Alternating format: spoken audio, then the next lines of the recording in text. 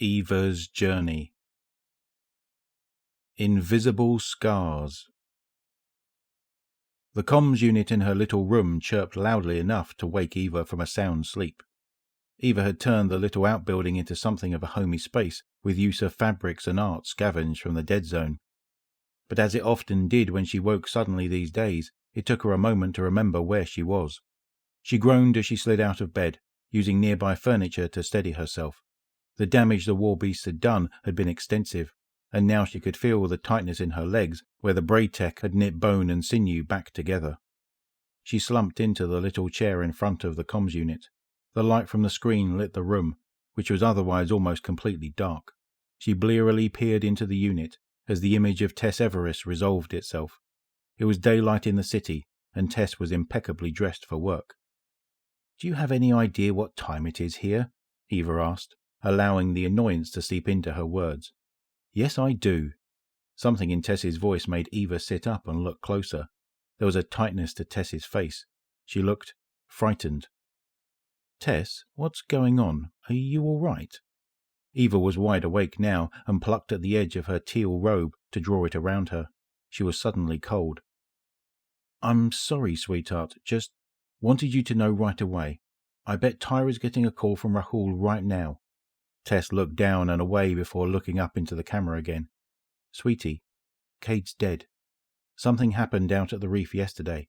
I don't know all the details, but everyone's talking about it." Eva's mouth formed a thin, worried line. She'd never been overly fond of the Hunter Vanguard, but so many people looked up to him, relied on him, and if something was powerful enough to kill Cade 6...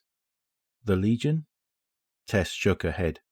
Still quiet as far as word around here goes. She gave a dim smile for the first time since Eva had picked up. "You know how reliable the rumour mill is, though. It could be anything." Eva sat back in her chair, frowning. "I'm sorry, dear. I know you liked him." Tess shrugged, trying to play it off. "Don't give me that. We weren't swapping stories in the market that long ago." Tess stopped and nodded sadly.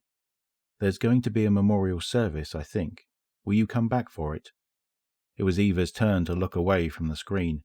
It was the first time someone had asked her to go back, and for a funeral of all things.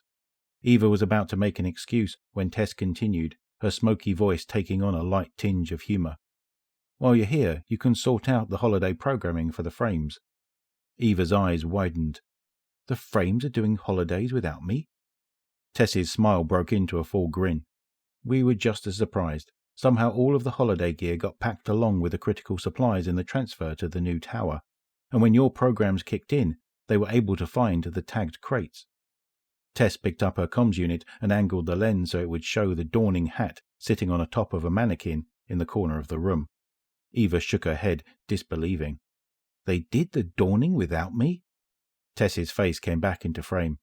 "Over the summer, Ikora got someone to help her set up an event to commemorate the end of the war, too." Eva tried not to let her annoyance show on her face. "How was it?" Tess shook her head from side to side, evaluating. "Oh, you know. Okay."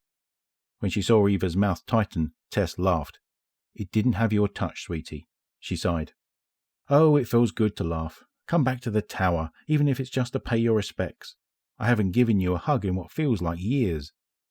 In the darkness of her room, Eva turned to look out her window. On the horizon, the dim glow of the shard was like an anchor, a symbol of the past. Eva looked back toward her friend and smiled.